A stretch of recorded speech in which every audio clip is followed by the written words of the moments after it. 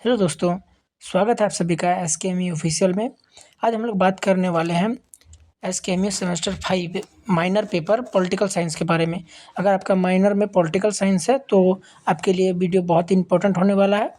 अगर अभी इसको डिटेल में कर जाएंगे, आप सब करके आइएगा और अच्छा मार्क्स करके आइएगा। इस पीडीएफ का लिंक हम डिस्क्रिप्शन में डाल देंगे। पीडीएफ को एक बार डिटेल में आप पढ़ के चल जाइएगा, आप पूरा अच्छा से एग्जाम करके आइएगा। चलिए अब बिना टाइम वेस्ट किए क्वेश्चन की तरफ बढ़ते हैं। हमारा पहला क्वेश्चन है, राष्ट्रवाद की संकल्पना को स्पष्ट करते हुए उसके प्रमुख तत्वों की व्याख्या कीजिए। देखिए, राष्ट्रवाद का अर्थ है अपने देश के प्रति प्रेम निष्ठा रखना। अपने देश के ऐतिहासिक चीज़ों को उसकी इज्जत करना, निष्ठा रखना, उसी को राष्ट्रवाद कहा जाता है। तो उसके प्रमुख तत्व है, उनके बारे में व्याख्या करके डिटेल में पूछा है। चलिए हम लोग नेक्स्ट क्वेश्चन की तरफ बढ़ते हैं। अब एक बार इसको डिटेल में पढ़ जाइएगा और वही सब बना बना के लिख दीजिएगा, आपका इसमें अच्छा मार्क्स आ जाएगा। और वही सब यहाँ लिखा हुआ है। चलिए अब हम लोग नेक्स्ट क्वेश्चन की तरफ बढ़ते हैं। हमारा नेक्स्ट क्वेश्चन है, भारतीय राष्ट्रवाद और पाश्चात्य राष्ट्रवाद में अंतर स्पष्ट करिए। देखिए, भारतीय राष्ट्रवाद उसको उस पे कहेंगे जैसे बाहरी शासन और पूरे देश के लिए बढ़ावा मिले, बाहरी शासन पे कोई काम, कोई नियम कानून लगाए, जैसे भारतीय राष्ट्रवाद कहेंगे। और पाश्चात्य राष्ट्रवाद उसे कहेंगे कोई एक विशेष धर्म या फिर कोई एक विशेष कम्युनिटी को बढ़ावा दे और विशेष उसी को बढ़ावा दे, एक राष्ट्र की स्थापना करे, उसे हम पाश्चात्य राष्ट्रवाद कहेंगे। चलिए बताया गया है और इसको आप डिटेल में पढ़ लीजिएगा। चलिए अब हम लोग बढ़ते हैं नेक्स्ट क्वेश्चन की तरफ। हमारा नेक्स्ट क्वेश्चन है, राष्ट्रवाद के सकारात्मक और नकारात्मक प्रभाव का विश्लेषण कीजिए। देखिए, राष्ट्रवाद का मतलब तो आपको समझा दिए और इसका सकारात्मक भाव और नकारात्मक में अंतर स्पष्ट करने बोला है, विश्लेषण करने बोला, थोड़ा विस्तार से समझाने को बोला है। देखिए, सकारात्मक में किसी देश को बढ़ाने के लिए राष्ट्रवाद बहुत ज़रूरी है, क्योंकि राष्ट्रवाद का अर्थ ही अपने देश के प्रति ईमानदार होना, निष्ठा रखना, अपने देश के नियम कानून का इज्जत करना। और नकारात्मक भाव है कि देश को बढ़ावा देने के लिए जो होता है आपस में कोई विशेष जाति धर्म में भेदभाव होने लगता है, उसे हम लोग नकारात्मक भाव बोलेंगे। तो समझ गए। चलिए हम लोग बढ़ते हैं नेक्स्ट क्वेश्चन की तरफ। हमारा नेक्स्ट क्वेश्चन है, उदारवाद की उत्पत्ति और विकास का वर्णन करिए। देखिए, हम पहले उदारवाद को समझते हैं। देखिए, उदारवाद का अर्थ होता है समानता, स्वतंत्रता, किसी भी देश के प्रति, पूरे समाज के प्रति, जो पर्सनल खुद के लिए नहीं मांग करता है, पूरे समाज या पूरे व्यक्तिगत लोगों के लिए मांग करता है। इसे न्याय, समानता, स्वतंत्रता, ये सब पर्सनल अपने लिए मांग नहीं करता है, ये पूरे समाज और पूरे व्यक्ति जाति के लिए मांगता है, तो उसे हम उदारवाद कहते हैं। उदारवाद का उत्पत्ति 16वीं और 17वीं सदी में यूरोप में हुआ है। लोग इसमें स्वतंत्रता का मांग करने लगा, तो इस समय ज़्यादा प्रगति हुआ है। चलिए डिटेल में आप पढ़ लीजिएगा, हम शॉर्ट में आपको समझा दे रहे हैं। चलिए हम लोग नेक्स्ट क्वेश्चन की तरफ बढ़ते हैं। उदारवाद के मुख्य सिद्धांतों की व्याख्या कीजिए। देखिए, जैसे हम आपको अभी उदारवाद का मतलब समझाएं और ये कब से कहाँ कब से शुरू हुआ है, ये चीज़ को आपको समझाएं, तो इसमें जो मुख्य सिद्धांत है, मुख्य चीज़ें जो हुआ है उसके बारे में पूछा है, तो अब इसको एक बार देख लीजिएगा। उदारवाद और लोकतंत्र में संबंध स्पष्ट कीजिए। देखिए, उदारवाद और लोकतंत्र जो है अभी आधुनिक राजनीतिक का स्तंभ है। उदारवाद में लोगों का स्वतंत्रता, लोगों का न्याय, लोगों का कानून का रक्षा करता है। लोकतंत्र जो है लोगों के द्वारा चुना गया प्रतिनिधि होता है, उसे लोकतंत्र कहता है। दोनों ही पॉलिटिक्स से संबंध है। और जैसे उदारवाद का कार्य होता है लोगों को न्याय दिलाना, लोगों का स्वतंत्रता का रक्षा करना, लोगों को समानता प्रोवाइड करवाना, किसी एक धर्म के प्रति या फिर एक विशेष क्षेत्र के प्रति उस पक्ष में फैसला ना सुनाना, इसको उदारवाद। और लोकतंत्र पता ही है, लोगों द्वारा चुना गया प्रतिनिधि शासन करे। चलिए हम नेक्स्ट क्वेश्चन की तरफ बढ़ते हैं। क्वेश्चन नंबर 7, नव उदारवाद की अवधारणा को स्पष्ट कीजिए। देखिए, नव उदारवाद का अर्थ है कि जो कोई सरकारी बॉडीज़ है, कोई सरकारी विभाग है, कोई सरकारी कर्मचारी है, सरकार का नॉर्मल मार्केट में कम हस्तक्षेप हो, जिससे कंपनी को ज़्यादा प्रॉफिट मिले और कंपनी को आज़ादी मिले थोड़ा, तो उसी को नव उदारवाद कहेंगे। उसी का यहाँ समझाया गया है, आप इसको एक बार डिटेल में पढ़िएगा। चलिए अब देखते हैं नेक्स्ट क्वेश्चन की तरफ।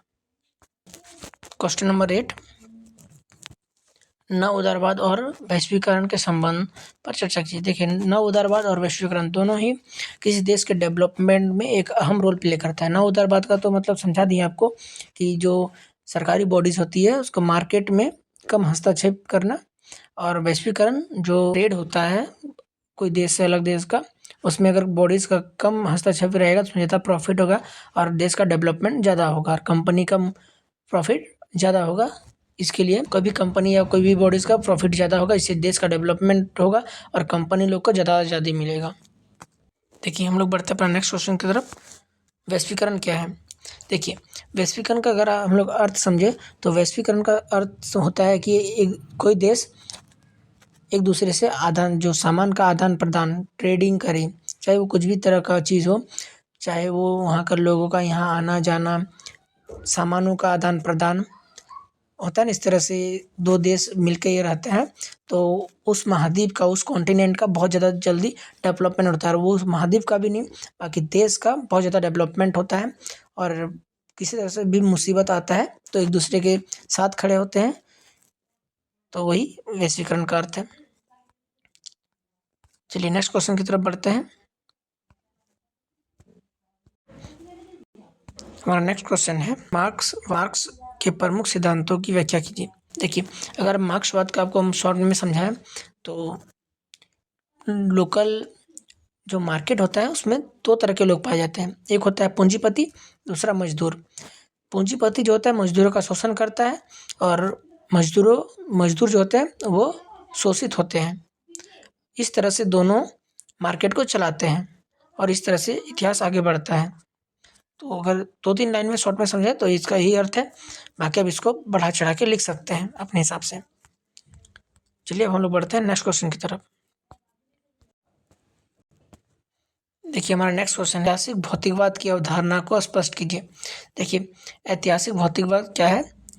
जो हम लोग का इतिहास होता है उसका डेवलपमेंट जो है ना, हम लोग का परिस्थिति जो कंडीशन है उसके अकॉर्डिंग होता है। नॉर्मल इसका ही मतलब है। अगर थोड़ा डिटेल में जानना चाहें, जैसे हम लोग एग्जाम्पल लेते हैं गंगा नदी का। हम लोग एक ऐसे लोकेशन में हैं जैसे हम लोग समुद्र भी बहुत ज़्यादा है हम लोग का, जिसको कहते हैं हिंद महासागर, डेवलपमेंट का बहुत बड़ा कारण है।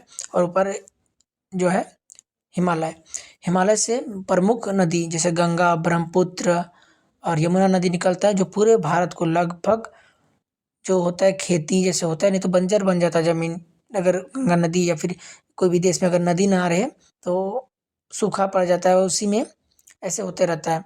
तो डेवलपमेंट का हिंद महासागर और हिमालय हम लोग को बहुत ज़्यादा डेवलप होने का मौका देता है, अवसर देता है।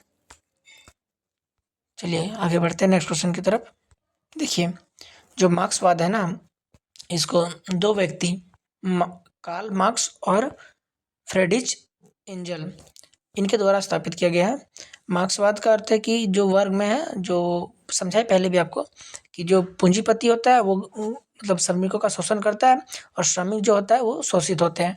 तो इसमें समानता लाने के लिए और एक लेवल में लाने के लिए इन दोनों ने मार्क्सवाद का नाम दिया है। मार्क्सवाद इन दोनों का सिद्धांत है। ही हम लोग को यही पूछा है कि राज्य के बारे में मार्क्सवाद दृष्टिकोण क्या है, एक राज्य में जो है मार्क्सवाद का दृष्टिकोण क्या है। तो उसका क्या दृष्टिकोण होगा जो आप बता दीजिएगा। जैसे बिहार जैसा राज्य है, बिहार का एग्जाम्पल लेते हैं, जिसमें लोग जाते हैं बाहर काम करने के लिए और बिहार बहुत ज़्यादा गरीब भी है और वहाँ का पॉपुलेशन बहुत ज़्यादा है। तो वहाँ का जो पूंजीपति है, वहाँ के जो श्रमिक लोग हैं उनको उनका शोषण करते हैं और जो श्रमिक है वो खुद शोषित होते हैं।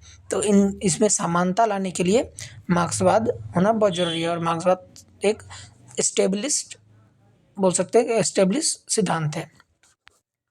चलिए हम लोग नेक्स्ट क्वेश्चन की तरफ बढ़ते हैं। देखिए, हमारा नेक्स्ट क्वेश्चन है, विशेष मूल्य क्या होता है? देखिए, कोई भी व्यक्ति जो श्रमिक होता है, काम करता है, तो उसको जितना मूल्य मिलना चाहिए ना उतना मूल्य नहीं मिलता है, उसको उससे कम मूल्य मिलता है। और जो बच जाता है वो मूल्य जो पूंजीपति होता है, जो काम करवाता है, वो खुद रख लेता है, वही उसका अधिशेष मूल्य है।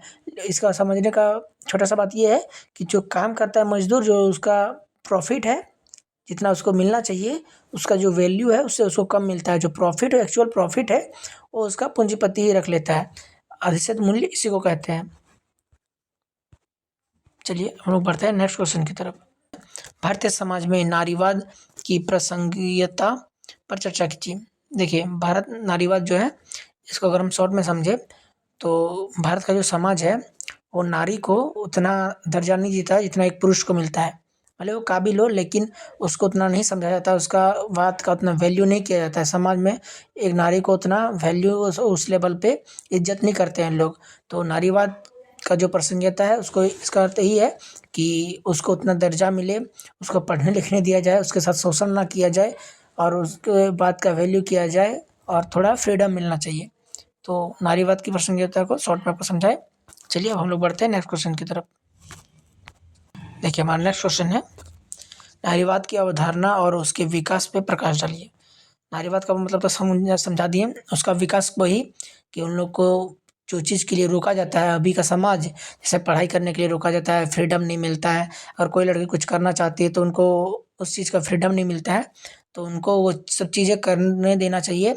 और जैसे एक लड़का को समाज में भी सपना होता है तो लड़की का भी सपना को पूरा करने का उनको अधिकार मिलना चाहिए। तो यही उनका विकास है। सभी सब नारीवाद से ही क्वेश्चन है। देखिए नेक्स्ट क्वेश्चन है हमारा, नारीवाद आंदोलन की प्रमुख उपलब्धियों का वर्णन करिए। आप इसको बना के लिख सकते हैं, नारीवाद का मतलब आपको समझा दिए। चलिए हम लोग नेक्स्ट क्वेश्चन की तरफ पढ़ते हैं। देखिए हमारा नेक्स्ट क्वेश्चन है, उत्तर आधुनिक ताकतवाद की अवधारणा को स्पष्ट कीजिए। उत्तर आधुनिक ताकतवाद क्या है, उसकी अवधारणा को स्पष्ट करने बोला है। आपको 2 लाइन पढ़ के समझा देते हैं। उत्तर आधुनिकवाद एक वैचारिक प्रवृत्ति है जो 20वीं सदी के उत्तरार्ध में विकास हुई है। यह आधुनिक ताकतवाद के अवधारणाओं को चुनौती देता है। आधुनिक ताकतवाद तर्क, विज्ञान, प्रगति और सार्वभौमिक सत्य पर विश्वास करता है। इसके विपरीत उत्तर आधुनिकवाद यह मानता है कि कोई एक सार्वभौमिक सत्य नहीं है, बल्कि सत्य अपेक्षा और बहुल है होता है। समझ गए? आप इसको डिटेल में एक बार देख लीजिएगा। देखिए हमारा क्वेश्चन है, आधुनिक ताकतवाद और उत्तर आधुनिक ताकतवाद में क्या अंतर है। देखिए आधुनिक ताकतवाद ये है कि सत्ता जो है ना अभी को समझने के लिए केंद्रित कर दिया और स्पष्ट रूप से समझा दिया गया है। लेकिन जो उत्तर आधुनिक ताकतवाद है ना, जो छोटे छोटे चीज़ों में फैला हुआ था, उसको समझने के लिए इतना आसान नहीं है जितना आज है। तो उसी को अंतर को समझाया गया है। आप डिटेल में देख लीजिएगा। चलिए हम लोग बढ़ते हैं, हमारा ये लास्ट क्वेश्चन होगा। देखिए हमारा लास्ट क्वेश्चन है, बहुलवाद क्या है। देखिए बहुलवाद का अर्थ समझाते हैं। बहुलवाद का अर्थ होता है कि अलग जाति, धर्म, संस्कृति से जुड़ा हुआ है, उसको समान अधिकार मिले, कोई एक धर्म को विशेष अधिकार ना मिले, तो सबको समान अधिकार मिले और सबका जो अलग अलग जाति, धर्म और पहचान है उनको उनका इज्जत करे। और इससे एकता को बढ़ावा मिलेगा और इससे लोगों को जो तनाव है बीच में हिंदू मुस्लिम या फिर और भी धर्मों के बीच में और भी जाति और लोगों रंग के ऊपर, वो सब खत्म हो और देश में एकता बना रहे। इससे देश को प्रगति की ओर ले जाया जाए। ये हम लोग का लास्ट क्वेश्चन था। आप इसको एक बार डिटेल में अच्छे से पढ़ लीजिएगा। हम इस पीडीएफ का लिंक अपने डिस्क्रिप्शन में डाल देंगे। अगर वीडियो अच्छा लगे तो लाइक, शेयर एंड सब्सक्राइब जरूर कर दीजिएगा। तब तक के लिए बाय बाय।